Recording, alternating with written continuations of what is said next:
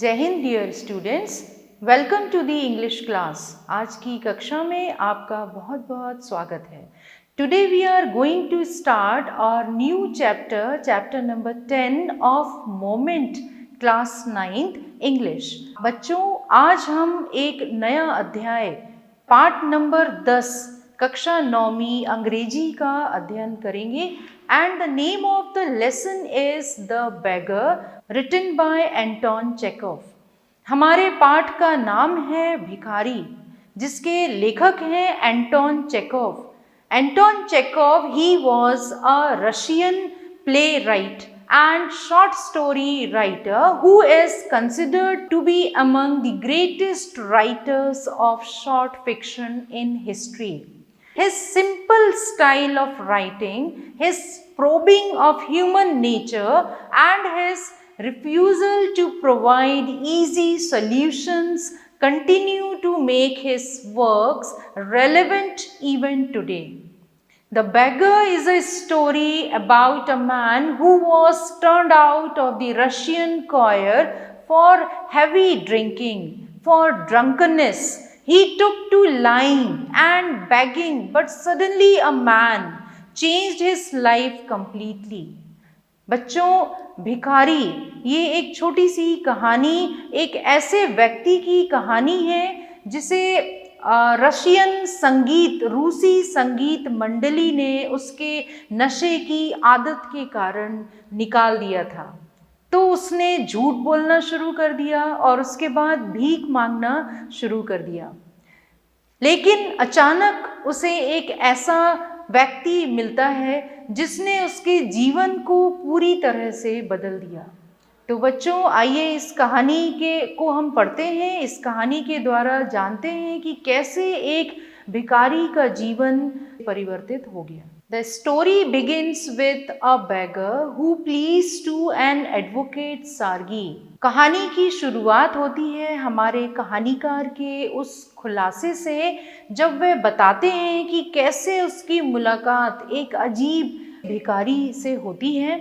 The beggar says that he has not eaten food for 3 days, and for about 8 years he was a village school master and fell victim to a conspiracy that cost him his reputation and his job. उस भिखारी ने कहा कि उसने पिछले 3 दिनों से कुछ नहीं खाया है और पिछले 8 सालों से वह एक स्कूल मास्टर था और कुछ साजिशों का शिकार हो गया और जिसके कारण उसे उस स्कूल से निकाल दिया गया। For a year he has had no employment, और अभी लगभग 1 वर्ष से वह बिल्कुल बेरोजगार है। उसके पास खाने के लिए कुछ नहीं है, रहने के लिए भी जगह नहीं है, तो उसे इस तरह से भीख मांगनी पड़ रही है। तो ऐसे वो बोलकर लोगों से भीख मांगा करता था। Sargi, he looks at the beggar's overcoat and face. He thinks he has seen him elsewhere. Sargi जो थे उस भिखारी के ओवरकोट को और उसके चेहरे को देखता है और वह उसके शूज को देखता है और उसे लगता है कि उसने पहले भी उस भिखारी को कहीं पर देखा है। वह पहले एक स्टूडेंट के नाम पर भीख मांगता था। The beggar explains that he has been offered a position in the province of Kaluga.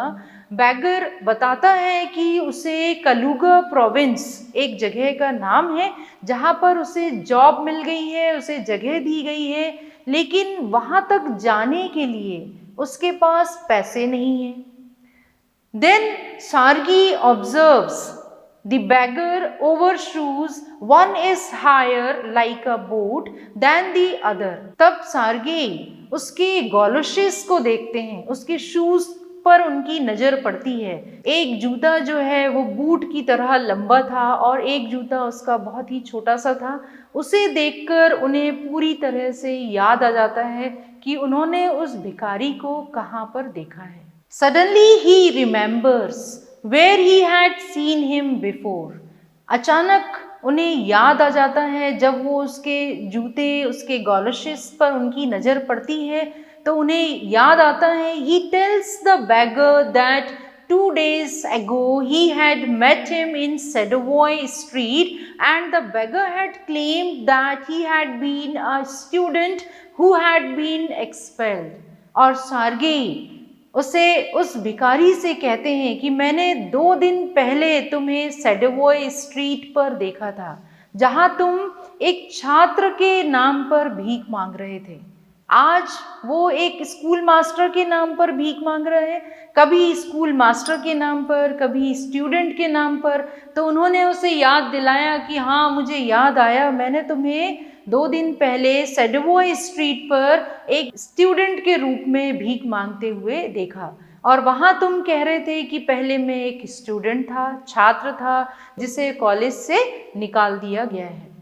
सार्गेई threatened him for this fraud, he will call the police. Threatened means डराना, धमकाना। सार्गेई ने उस भिखारी को डराया, उसे धमकाया कि इस तरह से फ्रॉड करोगे या इस तरह से झूठ बोलोगे तो मैं तुम्हें पुलिस को दे दूंगा। इस बात पर at this beggar confessed that he used to be a part of a Russian choir and had been expelled for drunkenness. इस तरह से बैगर, वो भिखारी जो है, वो डर जाता है और फिर स्वीकार कर लेता है कि पहले वो एक रशियन कॉयर क्या होता है बच्चों? रूसी म्यूजिक मंडली, संगीत मंडली जो है, वहाँ पर वो काम करते थे, लेकिन बहुत ज़्यादा नशा करने के कारण, हैवी ड्रंकनेस, नशा करने के कारण उन्हें उस क्लब से निकाल दिया जाता है। He says he has no choice but to lie, as no one will help him if he tells them the truth. और फिर उस भिखारी ने बताया कि यदि मैं सच बोलता हूँ तो कोई भी मेरी मदद नहीं करता, इसीलिए मुझे झूठ बोलकर भीख मांगने पे मजबूर हो गया। Sergei tells him to work. He asked the beggar if he would like to chop wood for him. फिर सार्गेई उसकी मदद करना चाहते थे। उन्होंने उससे कहा कि क्या तुम काम करोगे, और उन्होंने उसे वुड चॉपिंग का काम ऑफर किया। वुड चॉपिंग, लकड़ी काटने का काम। उन्होंने पूछा कि क्या तुम मेरे लिए लकड़ियाँ काटोगे। द बेगर एक्सेप्ट्स, और उस भिखारी ने सहर्ष ही उसे स्वीकार कर लिया। सार्गेई takes the beggar and tells the cook Olga to take him to the woodshed. It becomes apparent from the beggar's body language that he has accepted this job only out of pride and shame and not because he wants to work. तब सार्गेई उसे अपने घर लेकर जाते हैं और वहाँ अपनी कुक, वहाँ अपनी जो नौकरानी है ओल्गा, उससे कहते हैं कि इस व्यक्ति को वुडशेड तक लेकर जाओ, जहाँ इसे लकड़ियाँ काटने का काम दिया जाए। फिर ये उस भिखारी के मूवमेंट से, उस भिखारी के बॉडी लैंग्वेज से, उसके चाल से ही समझ में आ रहा था कि उसने शर्म के कारण, आउट ऑफ प्राइड के कारण इस जॉब को स्वीकार किया है, पर वो ये काम करना ही नहीं चाहता था। Then it is also apparent that he has become weak because of drinking vodka and does not have the slightest will to do work. और उसके बॉडी लैंग्वेज से ऐसा बिल्कुल प्रतीत होता था, ऐसा दिखाई देता था कि वह बहुत ही कमज़ोर हो गया है। और उस पर किसका प्रभाव है? Drinking vodka. वोडका एक तरह के अल्कोहल का नाम है जिसका वो नशा किया करता था, और उसकी बातों से भी लग रहा था कि उसे काम करने की बिल्कुल इच्छा नहीं है। Then Sargi, he observes Olga and beggar from the window in the dining room. उन्हें वुडशेड पर भेजकर सार्गी, जो हमारे एडवोकेट हैं, उन्होंने ओल्गा और बैगर को अपने डाइनिंग रूम की खिड़की से वो उनको वॉच करते हैं। He sees them making their way through the snow to the woodshed. Olga does not seem to take kindly to the beggar. ऐसा दिखाई देता था कि ओल्गा को बहुत गुस्सा आ रहा है और वो बहुत चिड़चिड़ा रही हैं इस बात से कि उन्हें कैसे व्यक्ति के साथ भेज दिया गया। Now upon reaching the shed, Olga shoves the beggar aside with her elbow and angrily banged the door. He then sees the beggar seat himself upon a log and look lost in thought.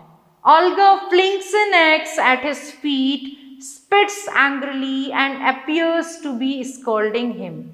साफ Olga के behaviour से लग रहा था कि वह बहुत ही नाराज हो रही हैं उस भिखारी पर, और उस भिखारी के बॉडी लैंग्वेज से, उसके नशे में होने के कारण ओल्गा को बहुत गुस्सा आ रहा था।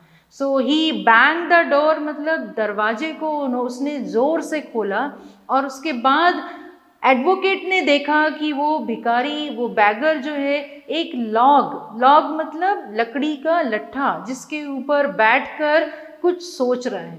And Olga he fling an axe means कुल्हाड़ी। ओल्गा ने उसके सामने कुल्हाड़ी लाकर फेंक दी और उससे कहा कि तुम अब लकड़ियां काटो।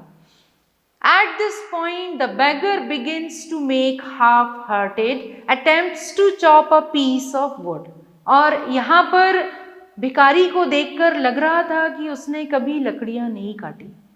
तो हाफ हार्टेड का मतलब बिल्कुल आधे मन से उसने कुल्हाड़ी उठाई और उसने लकड़ियाँ काटने का प्रयास किया। By now, Sergei's anger has vanished and he begins to feel ashamed at having sent a spoiled, drunken and perhaps sick man to do hard labor in the cold weather. अब तक सार्गेई का जो गुस्सा है वो गायब हो चुका था और उन्हें इस बात पर खेद भी हो रहा था कि क्यों उसने इस व्यक्ति को इतनी ठंड में लकड़ियां काटने के लिए भेज दिया। After an hour, Olga informed Sergei that all the wood has been chopped. और लगभग आधे घंटे के बाद ओल्गा सार्गेई के पास आती हैं और उन्हें बताती हैं कि सारी लकड़ियां जो हैं वो कट चुकी हैं। सो सार्गेई को इस बात से बहुत खुशी होती है। Then he tells her to pay the beggar half a rouble. वो बहुत खुश होते हैं और ओल्गा से कहते हैं कि जाओ उस भिखारी को आधा रूबल दे दो। रूबल, जैसे कि आपने पहले कोपेक्स पढ़ा, रूबल पढ़ा, ये सब रशिया की करेंसी का नाम है और वो उसको कहते हैं कि हाफ रूबल, इस काम के आधे रूबल उसे दे दो। And also tell him that he can come back to cut wood on the first day of every month. और उसे ये भी बता दो कि महीने के पहले दिन वो आकर इस तरह से लकड़ियां काट सकता है। There would always be work for him, और यहाँ पर हमेशा उसके लिए काम रहेगा। On the first date of the next month, the beggar comes to chop wood. और अगले महीने, नेक्स्ट मंथ, अगले महीने के पहले दिन वो भिखारी वापस वहाँ पर लकड़ियाँ काटने के लिए आ जाता है। To chop wood and earn half a ruble again, though he can barely stand steady on his feet. So इस तरह से हमारे वो उस भिखारी को काम मिल जाता है। हर महीने की शुरुआत में वो एडवोकेट के घर जाते हैं और वहाँ उसे कोई ना कोई काम मिलता है। After that he returns to Sergei yard many times and is given work every time.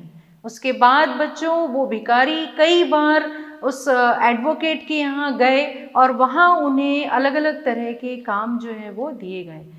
He shovels snow, कभी कभी वहाँ की बर्फ की सफाई करना। Then organises the wood shed, और वुड शेड की देखभाल करना। And dust the rugs and mattresses, कभी कभी घर के रग्स और मैट्रेसेस, वहाँ के कालीन, वहाँ के क्लोथ्स, उन सब की सफाई करना। तो इस तरह से उसे एक काम मिल गया, भीख मांगना छोड़कर उसने काम करना शुरू कर दिया। Every time he is paid 20 to 40 कोपैक्स, और हर बार उसे छोटे छोटे कामों के लिए 20 से 40 कोपैक्स दिए जाते थे। ये कोपैक्स भी रशियन कॉइन्स को कहा जाता है। And one time he is also given a pair of old trouser, और एक बार तो एडवोकेट ने उन्हें ट्राउज़र पहनने के लिए दिया। When Sergei moves to a new house, the beggar is hired to help with the packing and moving of furniture. अब जो एडवोकेट हैं सार्गेई, वो अपने नए घर में शिफ्ट होने जा रहे थे, तो वहाँ उस समय भी बैगर को उन्होंने एक छोटा सा काम दिया कि वो फर्नीचर के पैकिंग और मूविंग में हेल्प करें। This time he comes silent, sober and gloomy, और इस समय बैगर बहुत ही दुखी नजर आ रहे थे। He does not even pretend to be working, और उनका काम करने का बिल्कुल मन नहीं था, वो काम करने का दिखावा भी नहीं कर रहे थे। He is shivering in the cold and becomes embarrassed when the carters laugh at his behavior and his tattered overcoat.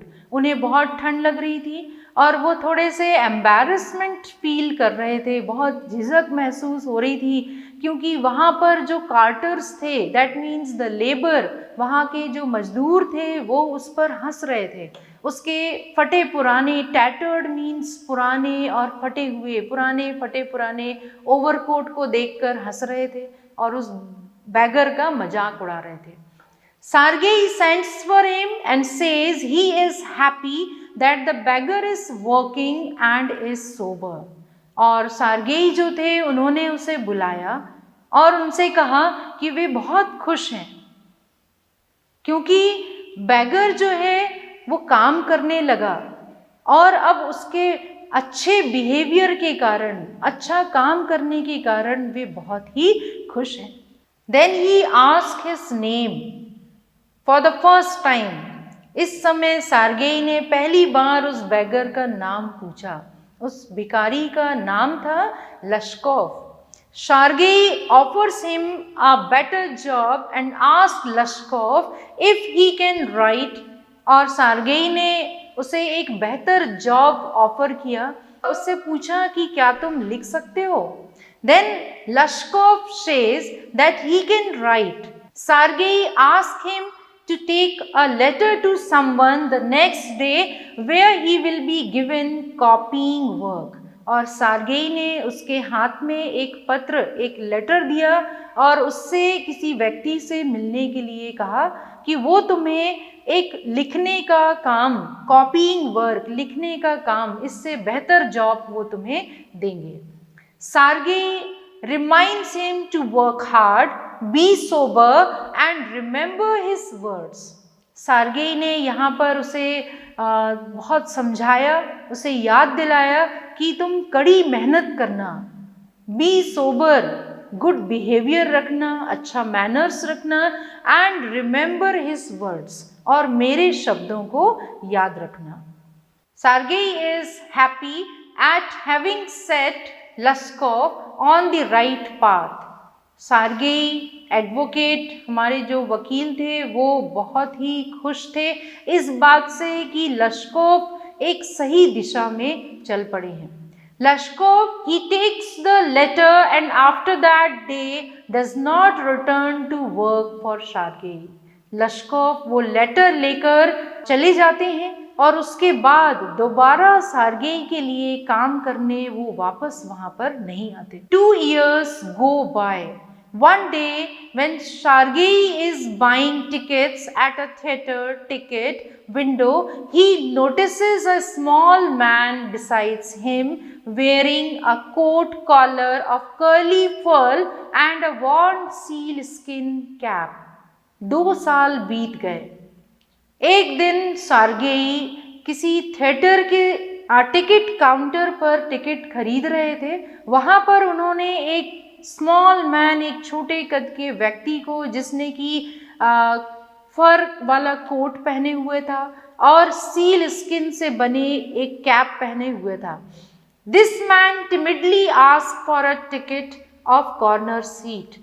तो ये व्यक्ति वहाँ पर काउंटर पर कॉर्नर की सीट का टिकट मांग रहा था and page in copper coins, और उसने वहाँ कॉपर कॉइन्स पे किया। सार्गेई रिकॉग्नाइज दिस मैन इज लश्कोव। सार्गेई को याद आ गया कि ये जो है लश्कोव है। उसे he realises that this man is लश्कोव।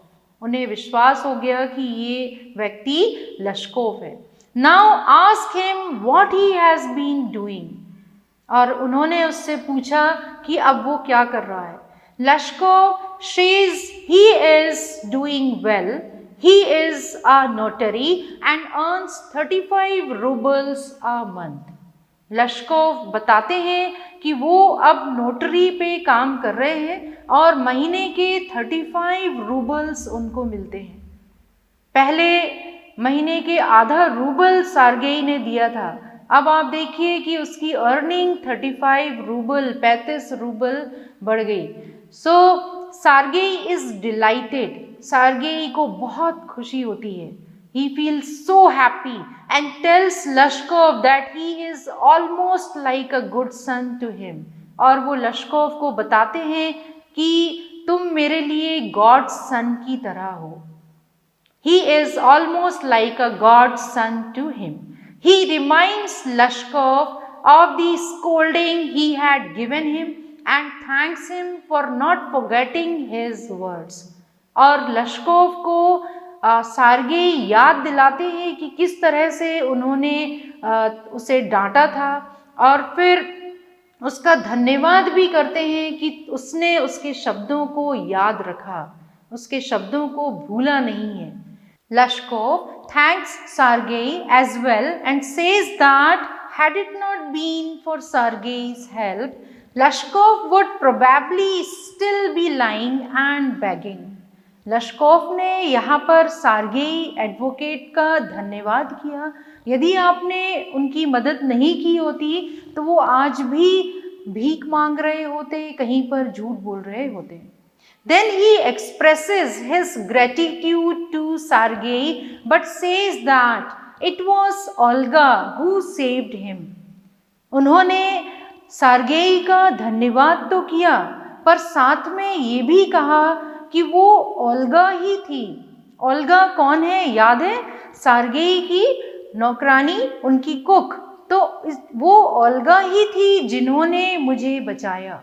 He explains that when he used to go to Sergei's house, Olga would sit opposite him, became sad and weep, saying that Lashkov was an unfortunate drunkard who would find no happiness in this life or the next. She would cry and be miserable, but most importantly, she would chop the wood for him.